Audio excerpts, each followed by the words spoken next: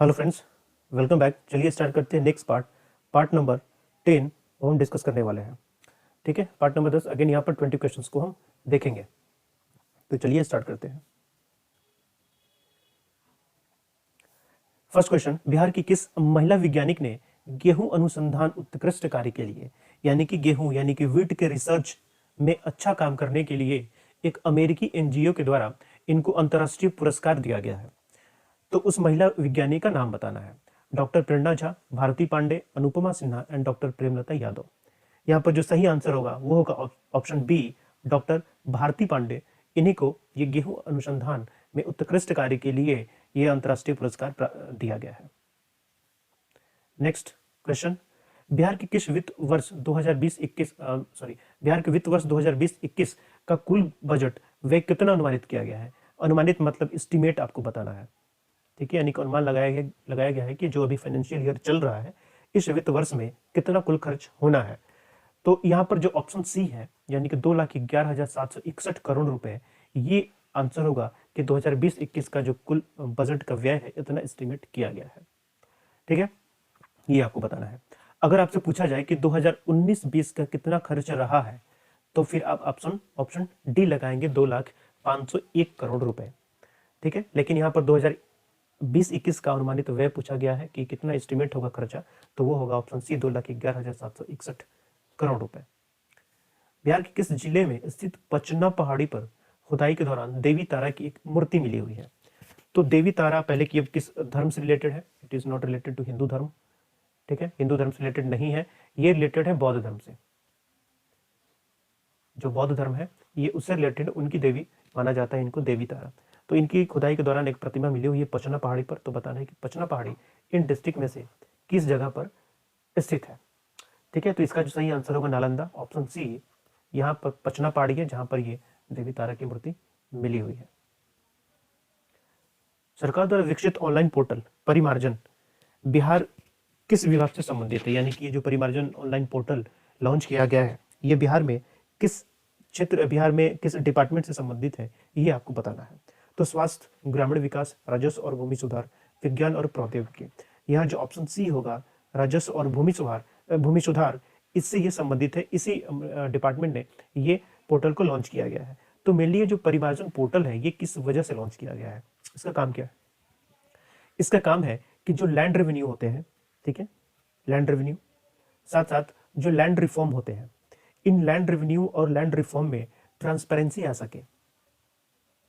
ठीक है, ट्रांसपेरेंसी आ सके, इस वजह से इस ऑनलाइन पोर्टल को लॉन्च किया गया है ताकि इनसे संबंधित जितने भी डेटा या फिर इंफॉर्मेशन है उनको ऑनलाइन ही प्रोवाइड किया जा सके, तो इससे ट्रांसपेरेंसी रहेगी। नेक्स्ट एक राजनीतिक पुस्तक है जिसका नाम है दस्तक देते रहेंगे। तो ध्यान रखिएगा ये रहेंगे है, होंगे नहीं। खैर ये तो याद रहेगा, फिर भी दस्तक देते रहेंगे ये एक ऐसी पुस्तक है जिसमें एक राजनेता के भाषण का संकलन किया गया है। ठीक है, यानी कि जो भी भाषण उन्होंने दिया हुआ है इसका कलेक्शन इसमें मिलेगा। तो आपको ये बताना है कि वो कौन से राजनेता है जिनका भाषण इसमें संकलित है। तो आंसर होगा डॉक्टर जगन्नाथ मिश्र। ये बिहार के फॉर्मर यानी कि पूर्व सीएम भी रह चुके हैं। तो इन्हीं के भाषण का संकलन है दस्तक देते रहेंगे। और ये किसके द्वारा लिखा गया है? तो ध्यान रखिएगा ये लिखा गया है शिप्रा मिश्रा के द्वारा, शिप्रा मिश्रा। तो ये राइटर का नाम है और किनके भाषण का? जगन्नाथ मिश्र के भाषण का ये संकलन है। वित्तीय वर्ष 2019-20 में खनन राजस्व संग्रह में कौन सा जिला टॉप पर रहा? यानी कि आपको बताना है इनमें से कौन से जिले हैं जिनको खनन यानी कि माइनिंग से सबसे ज्यादा राजस्व यानी कि रेवेन्यू प्राप्त हुआ है। तो ये जो सही आंसर होगा ऑप्शन सी, जमुई होगा, जिनको माइनिंग से सबसे ज्यादा इनकम हुआ है। किस नदी पर प्रस्तावित पांडुका श्रीनगर ब्रिज का निर्माण 331.41 करोड़ रुपए की लागत से किया जाएगा? ठीक है, तो सही ऑप्शन होगा सोन नदी पर ही इस पांडुका श्रीनगर ब्रिज का निर्माण किया जाएगा। और ये ब्रिज जो होगा ये बिहार और झारखंड इन दोनों को जोड़ने के लिए बनेगा। तो बिहार और झारखंड में दोनों कौन से जिले हैं जिनको जोड़ने के लिए बनेगा? बिहार में ये होगा रोहतास और झारखंड में वो जिला होगा कौन सा? गढ़वा। बिहार और झारखंड के इन दो जिलों को जोड़ा जाएगा इस ब्रिज से जो कि सोन नदी पर बनाया जाएगा। खाद्य ग्रामोद्योग आयोग में बिहार के किस जिले में टेराकोटा या मिट्टी के कुकर तैयार करने की योजना बनाई गई है। तो टेराकोटा मतलब होता है कि जो मिट्टी की जो भी चीज़ें, अगर मिट्टी के औजार हो, मिट्टी के बर्तन भी बनाए जाते हैं, मिट्टी के खिलौने भी बनाए जाते थे जो हमारे एंशियंट टाइम है उस समय, तो उनको टेराकोटा कहा जाता था। तो इसी तरीके का एक मिट्टी का कुकर भी तैयार किया जाएगा खाद्य ग्रामोद्योग आयोग के द्वारा। तो ये बताना है कि कौन से जिले में इस तरीके का कुकर तैयार करने की बात हुई है। तो जो ऑप्शन रोहतास यानी कि डी जो होगा ये इसका सही आंसर होगा। नेक्स्ट, बिहार खादी का ब्रांड एम्बेसडर किसे नियुक्त किया गया है? तो इसका ऑप्शन सीधा सा है, पंकज त्रिपाठी। इनको बिहार खादी का ब्रांड एम्बेसडर नियुक्त किया गया है। किस जानवर की गिनती में पटना चिड़ियाघर दुनिया का नंबर 1 चिड़ियाघर बन गया है? यानी कि आपको ये बताना है कि पटना चिड़ियाघर में वो कौन सा जानवर है जिसकी सबसे अधिक संख्या है पूरे दुनिया में। ठीक है, तो इसका ऑप्शन ए जो होगा गैंडा, ये सही होगा। 13 गैंडे अभी पटना चिड़ियाघर में है और ये इतना नंबर गेंडा का 13, इतना ये नंबर अभी पूरे वर्ल्ड में किसी भी जू में सबसे ज्यादा है जो पटना चिड़ियाघर में रखा गया है। ठीक है, तो ये होगा ऑप्शन ए। और कितने गेंडा रखे गए हैं? 13। तो गेंडे की संख्या के मामले में जो पटना चिड़ियाघर है वो दुनिया में नंबर 1 है। अब इसको आप कंपेयर मत कीजिएगा जो कि मानस या फिर जो काजीरंगा नेशनल पार्क होते हैं जहाँ पर वन हॉर्न राइनो होते हैं, क्योंकि वो कोई जू नहीं है। जो मानस या काजीरंगा नेशनल पार्क है वो जू नहीं होते हैं। ठीक है, वो नेशनल पार्क है। मेनली उनका जो नेचुरल हैबिटेट है ये वही है जिनको हमने नेशनल पार्क का दर्जा दे दिया गया प्रोटेक्शन के लिए। और जो जू होते हैं या फिर चिड़ियाघर जो होते हैं ये नेचुरल हैबिटेट नहीं होते। इनको हम कैप्टिविटी में रखते हैं, यानी कि इनको पकड़ के लाया जाता है और यहाँ पर रखा जाता है चिड़ियाघर में। मेनली चिड़ियाघर में रखने का, जू में रखने का जो पर्पस होता है कि इनकी संख्या काफ़ी कम हो गई हो और इनको कंजर्व करना हो, तो इस वजह से चिड़ियाघर में उनको कैप्टिविटी में रखा जाता है मेनली। ठीक है, बिहार के किस चिकित्सक को Dexter S Levy MD resident award 2020 से सम्मानित किया गया? Option Ajit Gupta, Ashok Kumar, Nikhil Agarwal and Ajay Kumar Sinha. यहाँ पर जो ऑप्शन सी होगा डॉक्टर निखिल अग्रवाल, ये सही आंसर होगा। इन्हीं को क्या किया गया है कि ये अवार्ड जो कि Dexter S Levy MD resident award से सम्मानित किया जाएगा। बिहार सरकार ने किस राजनेता की जयंती प्रतिवर्ष 3 जून को एक राज्य समारोह के रूप में मनाने का निर्णय लिया है? ठीक है, तो ये आंसर होगा जॉर्ज फर्नांडिस। इनकी जो जयंती है 3 जून को राज्य समारोह के रूप में मनाया जाएगा। राज्य समारोह मतलब एक राजकीय यानी कि सरकार के द्वारा इसे मनाया जाएगा। बिहार सरकार ने इस अभियान को लिम्का बुक ऑफ रिकॉर्ड द्वारा विश्व रिकॉर्ड का दर्जा दिया गया है।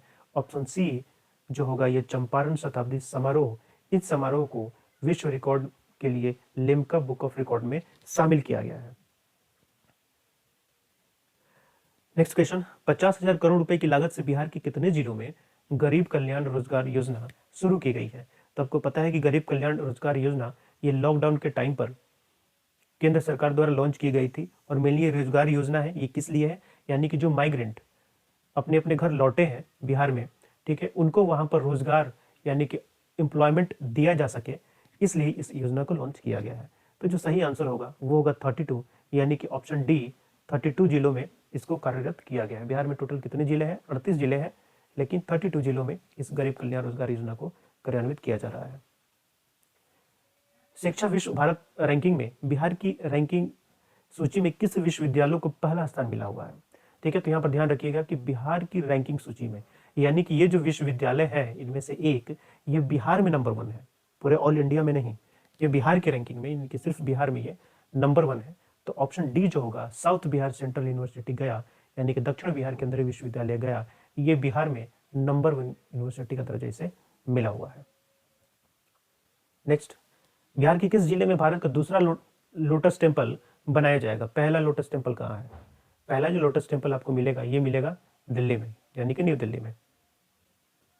ठीक है, तो दूसरा लोटस टेम्पल भारत का बनाया जाना कहाँ है? बिहार में। और बिहार में कहाँ? बिहार में वो भी नालंदा में इसको बनाने की घोषणा की गई है।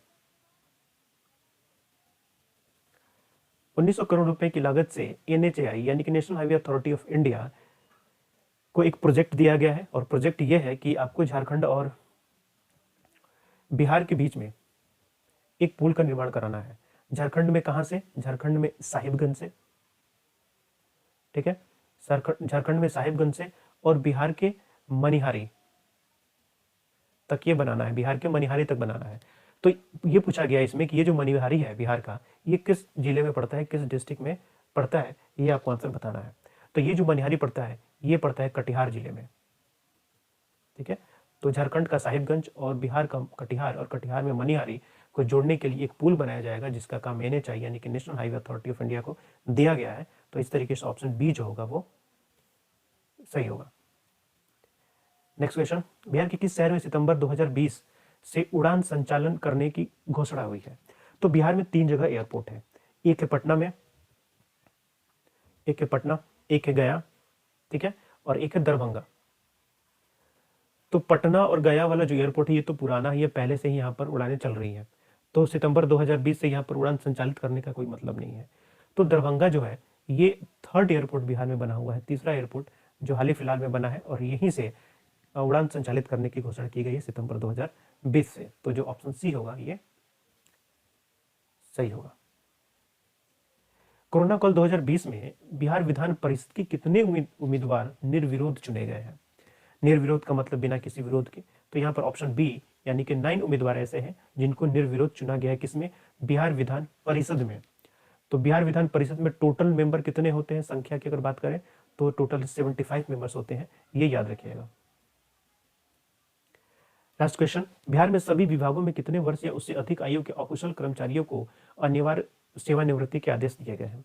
यानी कि बिहार गवर्नमेंट ने यहाँ पर एक आदेश पारित किया है और कहा है कि जिनकी उम्र 50 साल हो चुकी है या फिर वो 30 साल या उससे अधिक समय से काम कर रहे हो बिहार राज्य सरकार में, तो उनके काम का इवेल्युएशन किया जाएगा। अगर वो असक्षम पाए जाते हैं, अकुशल पाए जाते हैं, तो फिर उनको कंपल्सरी वीआरएस दिया जाएगा। कंपल्सरी वीआरएस मतलब जबरदस्ती उनको रिटायरमेंट दी जाएगी। तो कितना उम्र है? 50 साल, और कितना काम? 30 साल। या तो 50 साल पूरा होना चाहिए उनका एज, या फिर वो बिहार सरकार में काम करते हुए 30 साल उनको होने चाहिए, दोनों में से कोई एक। तो यहाँ पर उम्र की पूछी गई है, तो यहाँ पर आपको 50 साल होगा, ठीक है। तो इस तरीके से ये पार्ट कंप्लीट होता है। इसमें हमने 20 क्वेश्चन देखा। अब मिलते हैं नेक्स्ट पार्ट में। Thank you.